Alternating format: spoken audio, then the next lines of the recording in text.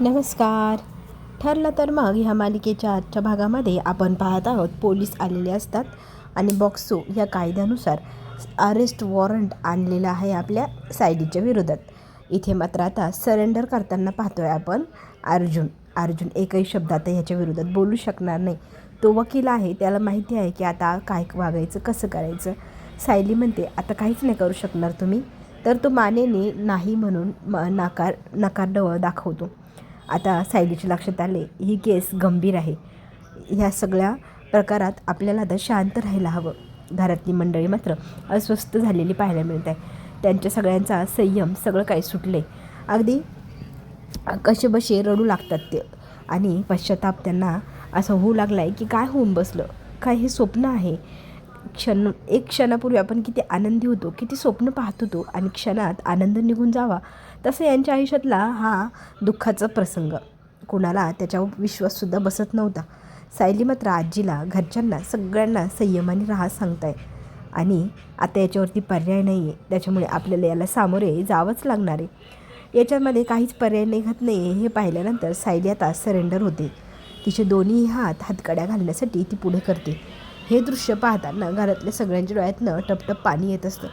अर्जुन तर मात्र हातबल झाल्यासारखा पाहायला मिळतो. अगदी मोठा दगड त्याच्यावरती ठेवला आहे आणि तो त्याच्या खाली दबला गेला आहे असं जाणवत असतं. सायली इतकी गोड दिसत असते, तिचं डोहाळे जेवण आणि एवढा शृंगार केलेला असताना त्या शृंगारात ह्या हातकड्यांची भर पडावी, काय ते नशीब असं प्रत्येकाला वाटावं. त्या क्षणाला आपल्याही डोळ्यातनं पाणी टपटप पडू लागतं. किती ते गोजीरवाने हात दिसत असतात, ते डोहाळ्याचे प्रसंग दिसत असतात आणि आता या शृंगारात हातकडीची भर पडली. इकडे मात्र सायलीला प्रियाला श्वेताने माहिती दिलेली असते. तर लगेचच ती हवालदार तिला सांगते की तुला मेसेज आला आहे, सायली थोड्याच वेळात आता इथे पोहोचेलच. या गोष्टीचा आनंद मात्र इतका प्रियाला झाला आहे, तिच्या मैत्रिणींना जाऊन सांगते की माझी जाऊबाई येत आहे. आता तिला आपण सगळ्यांनी मिळून खूप छान स्वागत करायचे. तर स्वागत कसं करायचं माहिती आहे? तर एक मुलगी म्हणते की कसं करायचं, तर तिला सांगते प्रिया रागाने तिच्याकडे धमकवत का, तर ती जेव्हा येईल ना तेव्हा प्रत्येकाने टाळ्या वाजवून तिचं स्वागत करायचं. टाळी कशी वाजवायची माहिती आहे ना? 1 2 3, 1 2 3, 1 2 3, एकदम तालासुरात टाळ्या वाजल्या पाहिजे. मला तिचं स्वागत करून खूप तिला त्रास द्यायचा आहे. माझ्या आत्म्याला शांती लाभत नाही ना, तोपर्यंत तिच्याशी छळून तिला त्रास द्यायचा आहे. इथे प्रियाचा हा जो काही मत्सर आहे तिच्या चेहऱ्यावर ओसंडून वाहत असतो. आता आपण पाहतोय बातम्यांमध्ये सायली अरेस्ट झाली ही बातमी पण पोहोचली. मोबाईलवरती सगळ्यांच्या टक टक टक आलेले असतात मेसेज. सगळेजण जागरूक झाले. अगदी बातमी टी व्हीपर्यंत पोचली आहे. बाहेर मीडिया उभी आहे. या गोष्टीचं टेन्शन त्यातच आजीला आता गरगरल्यावानी होऊ लागतं. आजी सगळ्यांना पोलिसांना म्हणू लागते की मी तुमच्यासमोर हात जोडते, माझ्या नातसूनीला असं नेऊ नका, आमच्या घराण्याची इब्रत राखा. पोलीस मात्र म्हणतात की आम्ही काहीच नाही करू शकणार. तर सायलीला हाताला धरत ओरबडत दुडू धावायला भाग पाडत असतात पोलीस. हाताला खेचून ओरबडत असतात तिला आणि तिला पायऱ्यांवरतून उतरताना खूप त्रास होत असतो. अगदी तिचा हात पोटापर्यंत जातो. आपल्या बाळाला काय होणार तर नाही ना, या गोष्टीची भीती तिच्या डोळ्यात दिसू लागते. आता मीडिया प्रश्न विचारू लागली, सायली मॅडम, अनाथ आश्रम चालवायच्या नावाखाली हे काय करतायत तुम्ही? तुम्ही स्वतः एक आई होणार आहात ना, आणि दुसऱ्यांच्या मुलांना विकताना लाज नाही वाटली तुम्हाला? तुमच्यासोबत मधुभाऊ पण सामील होते का? असा आवाज आल्यानंतर आपली सायली एक क्षण तिथे स्थिरावते, थांबते. तिला ह्या सगळ्या गोष्टींमध्ये आता फक्त सुन्न झाल्यासारखं वाटत असतं. कोणाच्या प्रश्नाला काय बोलावं काही सुचत नसतं. तिच्यासमोर अर्जुन ढालीसारखा उभा राहतो. मीडियाला तो रोखून धरतो आणि मग पोलीस जागा बनवत सायलीला व्हॅनपर्यंत नेतात, आतवर चढवतात. आत गेल्यानंतर सायली मागे वळून पाहते, आपले हात नवऱ्याच्या हातात देते आणि डोळ्यांनी जणू विचारतच असते काय करायचं, हे काय होऊन बसलं. अर्जुन नजरेनेच सांगतो, मी आहे ना, घाबरू नको. तर हे दोघांमधलं जे न बोललेलं, न समजणारं कुणाला असा संवाद असतो. अगदी हातातनं हात सुटून जावा ना, तसा अर्जुनच्या हातातून हात सुटून गेला. व्हॅन पुढे जाऊ लागली. अर्जुन मागे धावत असतो आणि कळत नकळतपणे दोघांचा हात काचीच्या वरती असतो. दोघांमध्ये ही जी दरी निर्माण झाली याचं काय करायचं हाही मोठा प्रश्न.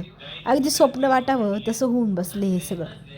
सायली आली नाही म्हणून मधुभाऊंना फार टेन्शन आलेलं असतं. मधुभाऊ तिची काळजी करत असतात.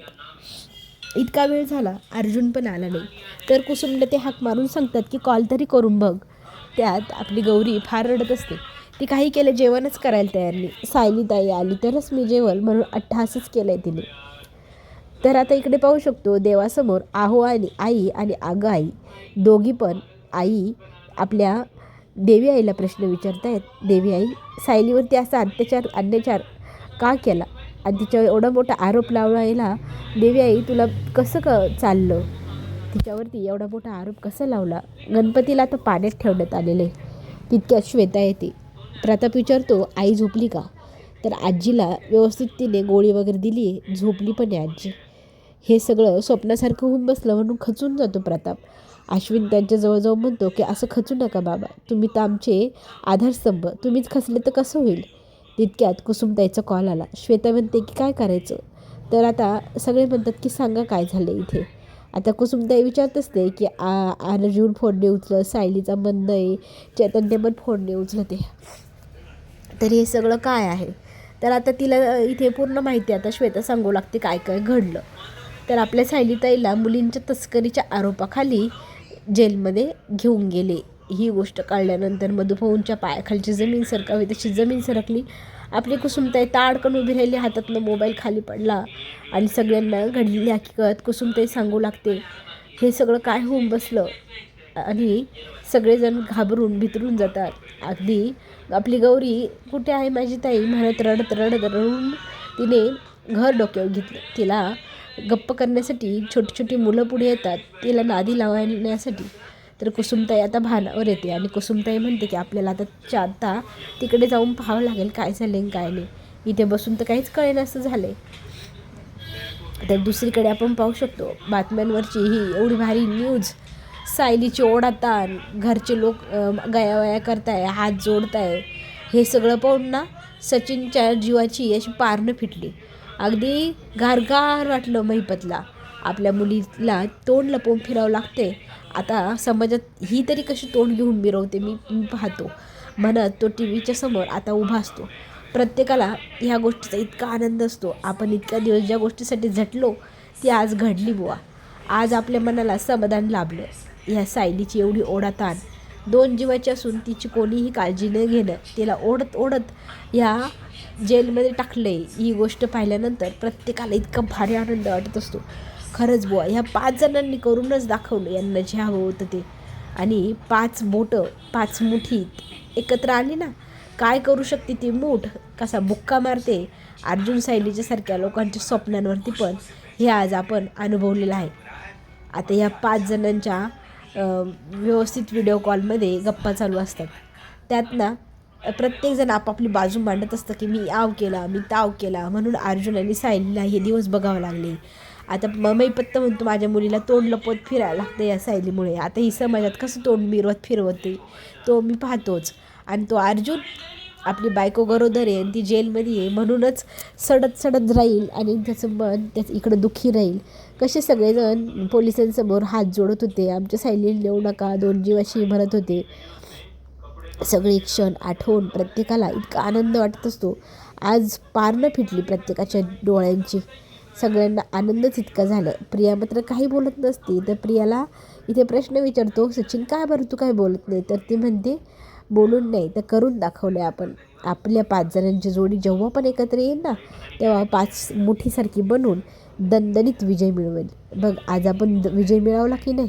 मला आज आपण जे काही करून दाखवले त्या गोष्टीचा सार्थ अभिमान आहे. आणि आता तर खरी मज्जा येणार आहे. माझ्या डोळ्यासमोर आता ही सायली असणार आहे.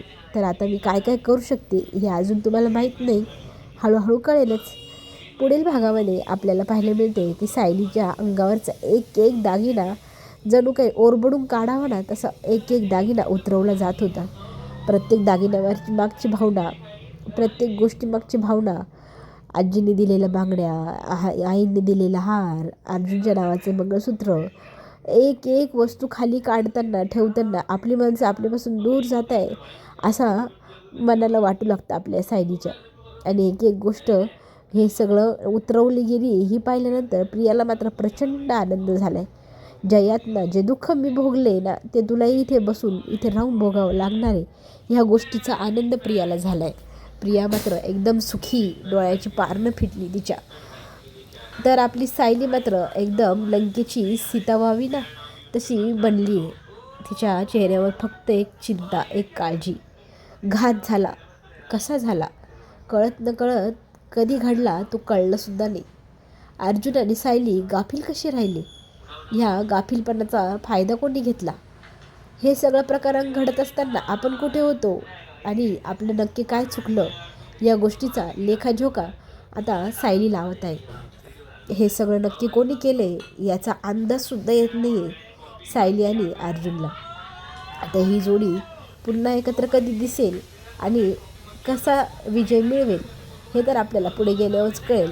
पण आत्ता आपण घेऊया छोटीशी विश्रांती. चॅनलला लाईक करा, सबस्क्राईब करायला विसरू नका. पुढे येणारे नवीन व्हिडिओ आपण लवकरच पाहूया. तोपर्यंत धन्यवाद.